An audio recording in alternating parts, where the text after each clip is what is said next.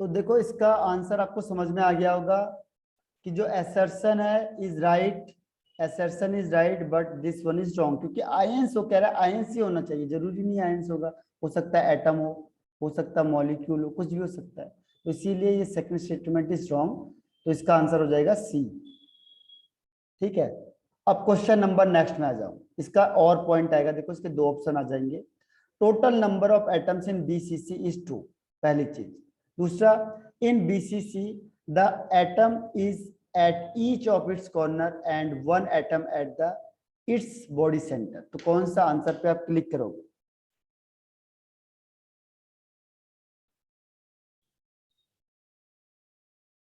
Hemant okay, इसके अलावा और आंसर? श्रुति ओके,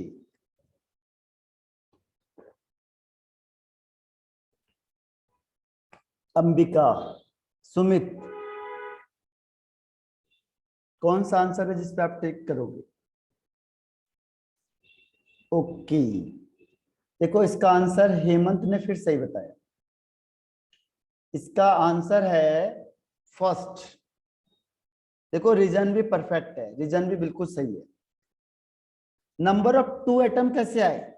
कुछ सोचो ना। पहला तो आपको पता है बीसीसी में नंबर ऑफ एटम 2 होते हैं, बिल्कुल सही है, लेकिन क्यों आए? तो हम क्या करते हैं कि जो एटम्स होता है are present at the corner, 8 corner होते हैं, एक एटम होता है 1/8, तो 1 हो गया, और एक बॉडी सेंटर में रखा हुआ है, तो 1 + 1 2, तो ये 2 तभी आया ना। तो जो सेकेंड रीजन उसने बताया वो भी बिल्कुल करेक्ट है, इसीलिए इसका आंसर हो जाएगा 1 यानी ए, क्योंकि स्टेटमेंट भी सही है, रीजन भी सही है, तो A is the right answer. अब क्वेश्चन नंबर ये 4, BCC arrangement is less closely packed than CCP arrangement. और दूसरा, in CCP arrangement the 2 atoms at the corner of the unit cell are touching each other, whereas in BCC arrangement they are not touching each other। अब इसमें बताओ कौन सा answer आपको सही लग रहा है?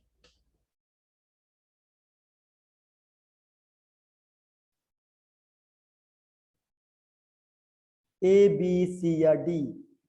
अब ऐसे ही क्वेश्चन आएगा तो याद करना पड़ेगा आपको अब, और लॉजिकली स्ट्रांग बनना है।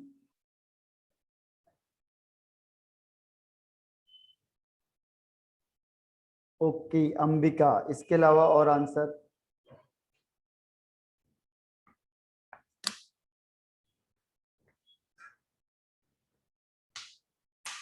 सुमित ओके, हेमंत, श्रुति बताओ।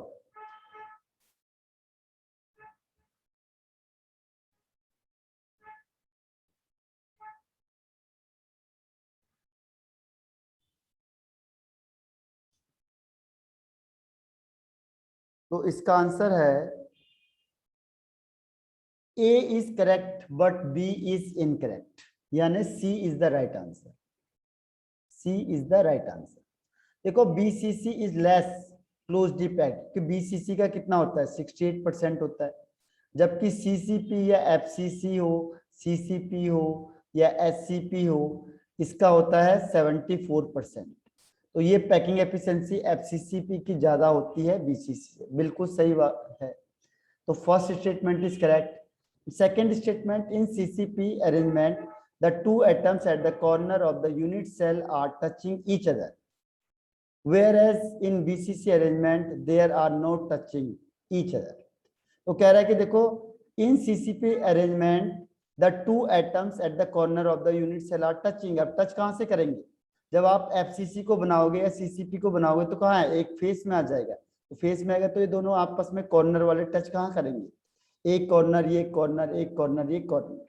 अगर आपने फेस के बीच में यहाँ रख दिया तो ये आपस में टच कहाँ करेंगे? ये तो दूर दूर हो गए, तो इसीलिए ये वाला स्टेटमेंट रॉन्ग हो गया, ये वाला राइट हो गया। तो answer is C, assertion is correct but reason is wrong. तो आंसर करेक्ट आंसर है सी ऑप्शन। ठीक है, तो बताओ यहां तक कोई दिक्कत आई किसी को?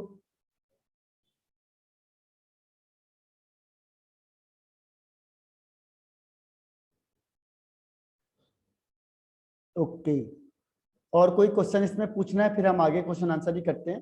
तो ये assertion रीजन आ गए, और कॉम्प्रिहेंसिव बेस्ड भी हो गए, assertion रीजन भी हो गया, और फिल इन द ब्लैंक्स में भी आ जाता है कई बार, या फिर आपके पास आएगा मैच द कॉलम आ जाता है, और मैच द कॉलम के अलावा आपके पास आएगा ये case study based question answer. तो ये टाइप है जब आप पहले से प्रिपेयर रहोगे आप कैसे क्वेश्चन इससे सॉल्व करना है। ए ऑप्शन का मतलब हुआ दोनों करेक्ट और रीजन भी करेक्ट। बी ऑप्शन का मतलब दोनों correct but reason is not correct. C का मतलब असर्शन राइट है और रीजन रॉन्ग है। और डी का मतलब असर्शन रॉन्ग है और रीजन राइट। ठीक है, तो ये आपको ध्यान रखना पड़ेगा। अब यहाँ से अब हम फिर क्वेश्चन आंसर में चलते हैं। वो कितने क्वेश्चन आंसर हो गए थे हमारे पास, 68 के आसपास हो गए थे। तो उसे भी, और आपका कल मैं टेस्ट लूंगा, तो टेस्ट में आपको करना क्या है कि क्वेश्चन आंसर को अटेम्प्ट करना है, फिर जो दिक्कत आएगी उससे पूछना है फिर। ठीक है, अगर आप पूछोगे और करते चले जाओगे तो आपको ये चैप्टर बस एक और एक टेस्ट अगर आप देते हो ढंग से तो उसी में आपको लर्न हो जाएंगे। अब आते हैं क्वेश्चन नंबर जो हमने लास्ट किया था उसके आगे बढ़ जाते हैं। ये हो गया था हमारा 81, 82, 83 पे आ जाओ। 82 में आ जाओ पहले। इसमें बताओ मुझे क्वेश्चन को, नंबर ऑफ यूनिट सेल, अच्छा ये तो हो गया था। 83 वाला क्वेश्चन बताओ, क्रिस्टलाइन सॉलिड, पहला change adaptedly from solid to liquid when heated. Second है has no definite melting point. Third है undergo deformation of its geometry easily. और फोर्थ आता है इसमें, fourth one is, fourth one है इसमें हैज इरेगुलर 3 डायमेंशनल अरेंजमेंट। तो कौन सा है, आपको कौन सा करेक्ट आंसर लग रहा है इसमें से? Which one is correct answer according to you? Okay Hemant, इसके अलावा और कोई आंसर?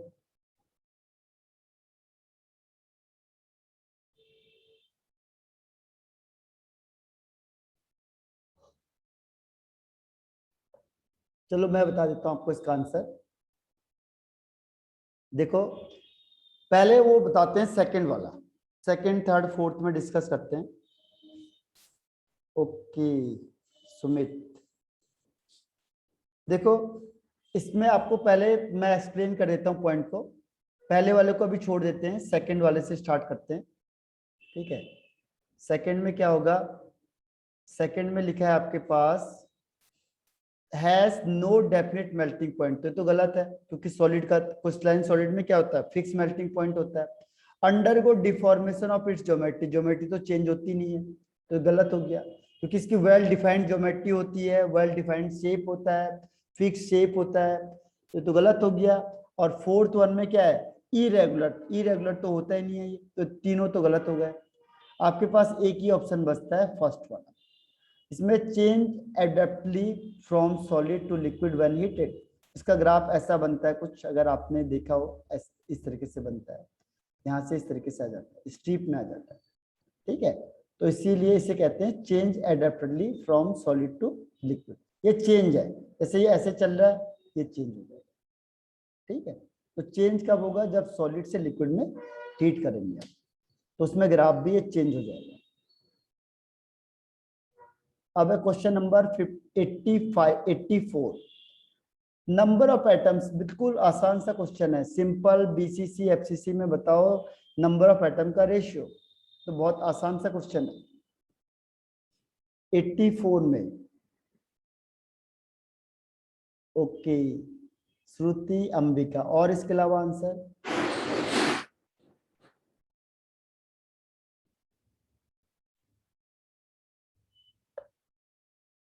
तो इसका आंसर है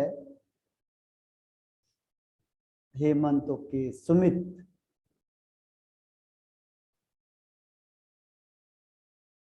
ओके इसका आंसर है, देखो सिंपल यूनिट सेल में क्या होता है, सिंपल यूनिट सेल में 1 एटम होता है। एफसीसी में क्या होता है? हाँ सही आंसर है सुमित, हेमंत। और तो सिंपल में 1 हो गया, दूसरा बीसीसी में 2 हो गया, और एफसीसी में 4 हो गया। तो इसका आंसर हो जाएगा second one is the right answer. Question number आ जाओ 85, क्वेश्चन नंबर 85। 85 में Na और Mg crystallizes in crystal of BCC and FCC. The amount of Na and Mg atoms present in their respective crystal will be, कितने होंगे, number of amount यानी number of atom कितने होंगे Na में और Mg में, और Na क्या है BCC और Mg क्या है FCC। कौन सा आंसर पर टिक करोगे आप?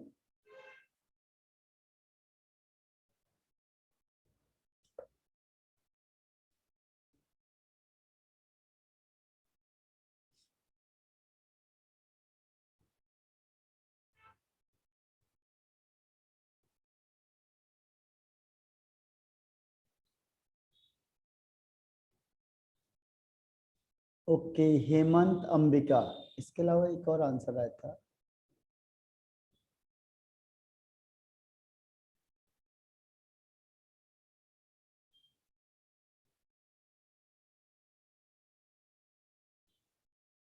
इसका आंसर है एक, किसने बी दिया हुआ है, बी इज द, सॉरी, अच्छा डी डी ठीक है। और सुमित और क्या नाम है, श्रुति, अंबिका एंड हेमंत। ओके, देखो इसका आंसर क्या हो जाएगा, हाँ इसका आंसर हो जाएगा, क्वेश्चन इसने घुमा दिया, देखो क्वेश्चन इसने घुमा के दे दिया है बीसीसी में। देखो अब बीसीसी, देखो बीसीसी में नंबर ऑफ एटम कितने होते हैं, 2 होते हैं, अभी हमने किया था देखो क्वेश्चन। एफसीसी में नंबर ऑफ एटम कितने होते हैं, 4 होते हैं। हमें तो देखने की जरूरत ही नहीं है, ठीक है, हमें इनको देखने की जरूरत नहीं है। हमें पता है बीसीसी में नंबर ऑफ एटम 2 होते हैं, तो आंसर 2 हो जाएगा, और एफसीसी में नंबर ऑफ एटम 4 होते हैं, तो 4 हो जाएगा, तो answer D is the right answer. ठीक है, क्वेश्चन उसने घुमा दिया ताकि आप लोग इसी में लग जाओ कि सोडियम और पोटेशियम। अब वो क्लियर कट बोल रहा है आपको कि सोडियम बीसीसी में है जबकि Mg कितना है एफसीसी में, तो बताओ नंबर ऑफ एटम। तो आपको पता है बीसीसी में नंबर ऑफ एटम 2 होते हैं, एफसीसी में नंबर ऑफ एटम 4 होते हैं, बस, तो आंसर डी हो जाएगा 2 and 4। अब क्वेश्चन नंबर 86 बताओ। Ferrous oxide has a cubic structure and each unit cell as is 5 angstrom. Assuming the oxide density is 4.0 gram per centimeter cube, तो बताना है amount of Fe2 plus and O2 minus each unit cell will be।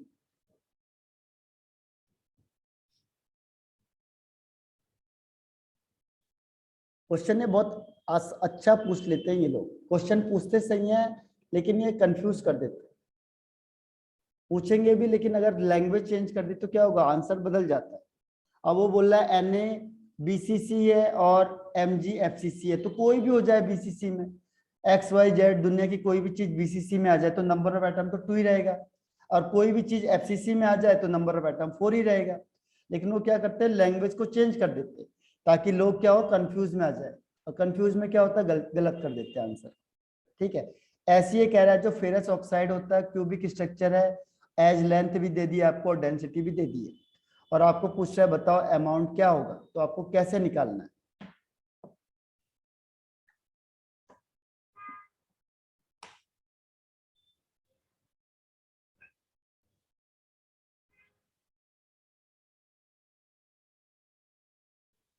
इसका answer है, चलो और किसी ने answer नहीं दिया इसका, अच्छा दिया हुआ है, ओके हेमंत। देखो इसका आंसर है, जो ये Fe होता है FeO, वैसे आप इससे निकाल सकते हो, यहाँ से डेंसिटी के बेस पे हम निकाल सकते हैं। अब देखो डेंसिटी में भी ये सेंटीमीटर में और ये एंगस्ट्रम में, अगर आप इसे करोगे तो डेफिनेटली 100% आंसर गलत आएगा, क्योंकि पहले आपको एंगस्ट्रम को चेंज करना है किसमें, सेंटीमीटर में। ठीक है, एंगस्ट्रम को 10⁻⁸ सेंटीमीटर हो जाता है। इसका आंसर वैसे 4 आएगा। ठीक है, ध्यान रखना Fe का आंसर 4 आता है, यानी ये कौन सा होता है, FCC टाइप होता है या CCP टाइप होता है। अब क्वेश्चन नंबर 87, क्वेश्चन नंबर 87, ये आसान सा क्वेश्चन है, इसका आंसर बताना। 87 का। फ्रैंकल डिफेक्ट अभी मैंने आपको एग्जांपल बताया था, अभी फ्रैंकल डिफेक्ट कौन सा शो नहीं करता है इनमें से? Which one does not show Frenkel defect? हाँ, श्रुति, हेमंत, देखो रिपीटेशन हो रही है ना चीजें, वही चीज जो चीज हम पढ़ते जा रहे हैं आगे, अगर आप उसको याद करोगे वो पीछे ही काम आ जाएगा, ऑटोमेटिकली वही चीजें वापस आती जा रही है। ठीक है, और अंबिका एंड सुमित, यही चीज है जो देखो रिपीट, मैंने आपको क्या कहा, एक के बाद अगर आप दूसरा कोई सैंपल करोगे और तीसरा करोगे तो चौथे में आपको कोई भी एक क्वेश्चन नहीं मिलने का जो आपको लगेगा कि ये बिल्कुल अलग है, इसमें वो रिपीट हो जाते हैं। ठीक है, अंबिका ओके, और हाँ सुमित, सबने सही आंसर दिया इसमें, वेरी गुड। ठीक है, ध्यान रखना, अभी मैंने आपको कहा था फ्रैंकल वाले कौन से होते हैं, AGI, AGBR और ZNS भी फ्रैंकल में आ जाएगा। ओनली KCL होता है, जो किसका होता है, ये KCL होता है जो शॉर्टकट डिफेक्ट शो करता है, तो ये कौन सा नहीं करता, फ्रैंकल डिफेक्ट को शो नहीं करेगा। ठीक है, अब देखो ये क्वेश्चन NCERT का ही क्वेश्चन है कि number of, total number of whites, देखो टोटल नंबर ऑफ वाइट का मतलब number of octahedral white plus number of tetrahedral white, इसे कहेंगे number of octahedral white and tetrahedral void is called total void. Total white, octahedral white plus tetrahedral white, और इसमें कितना दे दिया, 0.5 मोल दे दिया। तो आपको मैंने फॉर्मूला बताया था, number of atom is equal to 0.5 mole का मतलब 6.02 इंटू 10 की पावर 23, तो 1 मोल में इतना हो गया, 0.5 का मतलब आधे में कितना होगा, इसका हाफ हो जाएगा, 0.011 इंटू 10 की पावर 23, इतने नंबर ऑफ एटम हो गए। अब हमने कल फॉर्मूला याद किया था कि जितने नंबर ऑफ एटम होंगे उतने ही क्या होंगे, ऑक्टाहेड्रल वाइट हो जाएंगे, तो बराबर हो गया। और टेट्राहेड्रल वाइट क्या होगा, डबल हो जाएगा हर हमेशा ऑक्टाहेड्रल वाइट के, तो डबल करोगे और इन दोनों को ऐड कर दोगे, टेट्राहेड्रल वाइट यहाँ से निकला, ऑक्टाहेड्रल वाइट यहाँ से निकला, दोनों को प्लस करोगे तो आ जाएगा टोटल वाइट। ठीक है, तो टोटल वाइट को निकालने का ये तरीका, ये हुआ कि नहीं हुआ, क्लियर बताओ? इसको मैं सीधा आंसर बता देता हूं, देखो ये 3 हो गया, तो ये 3 हो गया ऑक्टाहेड्रल का। हाँ आप बता देना आंसर कौन सा होता है, हाँ very good Hemant. Calculation part strong होनी चाहिए, देखो कैलकुलेशन ऐसी होनी चाहिए आपकी, बिल्कुल छोटे छोटे से ही हैं, आप माइंड में कैलकुलेशन करोगे, बिल्कुल सही कहा हेमंत ने, third is the right answer. अब 4 क्वेश्चन देखो उसने चकरा के दे दिया आपको, मैंने कहा था ना क्वेश्चन जरूर आएगा, लेकिन डेंसिटी का क्वेश्चन जरूर आएगा, इसका क्वेश्चन जरूर आएगा, लेकिन यहाँ पे वो कंफ्यूज कर दिया। देखो आपको ये कह रहा है 75% ऑक्टाहेड्रल वाइट है, अब आप लोग कंफ्यूज हो जाओगे कि 75 में करना क्या है। ठीक है, ओके, देखो इसे रिपीट कर देता हूँ, 88 क्वेश्चन में क्या है, 88 में क्वेश्चन, कौन सा क्वेश्चन रिपीट करना है, 88 या 89? 88 और 89? 88, ओके।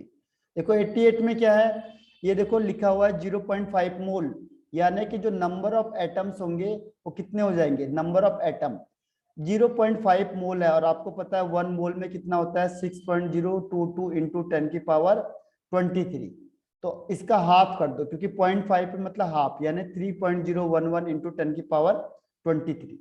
अभी हमने कहा था जितने नंबर ऑफ एटम होंगे उतने क्या होंगे, ऑक्टाहेड्रल वाइट होंगे, और टेट्राहेड्रल वाइट क्या होगा, डबल हो जाएगा ऑक्टाहेड्रल वाइट का, तो इसका डबल कर दो, 3.011 इंटू 10 की पावर 23, इसको ऐड करेंगे तो कितना हो जाएगा, डबल हो जाएगा, तो 0.6.022 इंटू 10 की पावर 23 हो जाएगा। ठीक है, अब इन दोनों को ऐड करो तो पावर तो सेम रहेगी, क्योंकि ऐड करेंगे तो ऐड में पावर क्या रहती है, सेम रहती है 23, लेकिन ये दोनों आपस में ऐड हो जाएंगे, तो 3 + 6 यानी 9, तो ये हो जाएगा 9.033 इंटू 10 की पावर 23, तो आंसर हो जाएगा सी।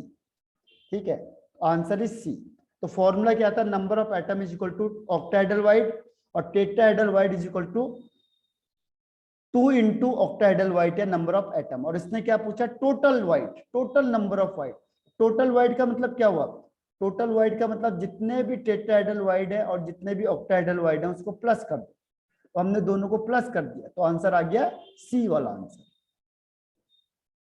ठीक है। अब ये क्वेश्चन देखो चकराने वाला है, मैंने कहा है अभी आपको देखना, ये टाइप का क्वेश्चन जरूर आएगा, लेकिन इसने इसको कंफ्यूज कर दिया। वो क्या कह रहा है कि compound formed by cation and anion, cation C है, एनायन ए है, anion form hexagonal close packed structure and cation occupy, देखो कैटायन, तो कैटायन का क्या है 75% ऑक्टाहेड्रल वाइट, और एनायन क्या है, एनायन है एससीपी या सीसीपी में। अब बताओ इसका फॉर्मूला क्या बनेगा, what is the formula of compound? कोई कर सकता है इस क्वेश्चन को? लैंग्वेज चेंज कर दिए बस, बाकी सब कुछ सेम है, चेंज द लैंग्वेज ओनली, और जैसी लैंग्वेज चेंज करेंगे तो वैसे दिक्कत आएगी, ठीक है।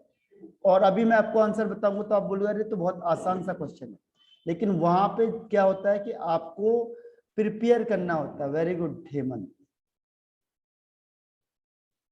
बस वहां पे आपको दिमाग को अपना परफेक्ट बनाना है बस, इसीलिए प्रैक्टिस होती है, ताकि आपको कैसे भी क्वेश्चन आएंगे तो आपको हर टाइप के क्वेश्चन को सॉल्व करने का तरीका पता होना चाहिए, तभी होते हैं प्रैक्टिस का मतलब यही हुआ सिर्फ। Okay Sumit, Hemant, okay. अब देखो मैं आपको आंसर बताता हूँ इसका क्या है, ठीक है। इसका आंसर क्या होगा, देखो ए, सी और ए।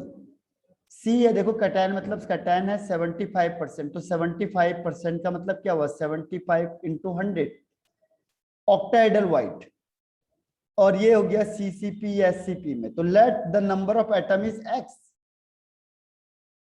तो जितने नंबर ऑफ एटम होंगे सीसीपी में उतना ही क्या होगा ऑक्टाहेड्रल वाइट होगा। अभी हमने किया था देखो, ये सेम रिपीट हो गया, जितने नंबर ऑफ एटम होंगे उतना ही ऑक्टाहेड्रल वाइट होगा, तो जब सीसीपी में नंबर ऑफ एटम एक्स है तो उतने ही ऑक्टाहेड्रल वाइट होगा, तो इसको डिवाइड कर दो, ये होगा 3/4 into x, x x cancel out हो जाएगा। आप क्या करोगे मल्टीप्लाई बाय 4 तो हो जाएगा 3/4, यानी आंसर हो जाएगा C3A4, तो आंसर है सी इज द राइट आंसर। देखो थोड़ा सा चेंज है, हम हर बार क्या कर रहे थे 1/3 1/2, लेकिन अब क्या हुआ उसने कह दिया 75%, कह देगा 50%, कह देगा 25%, तो जैसे ही परसेंट कहेगा फिर आपको लगेगा ऐसे तो क्वेश्चन हमने कभी किए नहीं है परसेंटेज वाले, ठीक है। लेकिन उसने लैंग्वेज को चेंज किया, बस ये समझना है आपको। 75% मतलब 3/4, 75/100, 75% मतलब पर 100, इसीलिए तो 3/4। अब आप मल्टीप्लाई करोगे 4 से तो आंसर आ जाएगा आपके पास, तो 3/4 यानी C3A4। ये क्लियर हुआ कि नहीं हुआ, रिप्लाई करना मुझे। ऐसा कोई भी क्वेश्चन नहीं बचना चाहिए जो हम ना करें और वहां आ जाए, ऐसा नहीं होना चाहिए, ठीक है। इसीलिए हर एक टाइप के क्वेश्चन को करना है और उसके बारे में सोचते चले जाओ, ठीक, आगे से रिपीट होता चला जाएगा। हाँ, ताकि अभी हम रिपीट करेंगे, लास्ट में आपके पास मैं कह रहा हूं कोई भी बुक उठा दो आप, तो आपको एक भी क्वेश्चन अलग नहीं लिखेगा, एक भी क्वेश्चन, ठीक है। तो वो सिर्फ क्या है जितने टाइप के आप प्रैक्टिस करोगे, तो प्रैक्टिस इज मोर इम्पोर्टेंट। तो आज हम ऑफ कर देते हैं यहीं पे, कल मैं आपका टेस्ट लेता हूं इसी के बेस पे। टेस्ट आपको देना है, टेस्ट से सीखोगे आप, टेस्ट अपने हिसाब से मार्क्स को मत देखना भी, आपको सिर्फ ये देखना है कि मुझे कितना अटेम्प्ट कर रहे हैं और उसमें दिमाग लगाना है बस पहले स्टेप में, ठीक है। क्योंकि अभी हमारे पास थोड़ा और टाइम है प्रैक्टिस पेपर के लिए, तो उसमें हम सारे अच्छी तरह से लर्न कर देंगे, ताकि तो उसके लिए टेस्ट इंपॉर्टेंट है। तो कल मैं आपका टेस्ट लेता हूँ क्वेश्चन आंसर को देके, ठीक है, फिर हम उसे डिस्कस करेंगे कहाँ पे हमने गलती करी है। तो मैं यहीं पे ऑफ करता हूँ इससे मीटिंग को, और ये thank you sir. Question answer कर लेना, ठीक है, बाय बाय।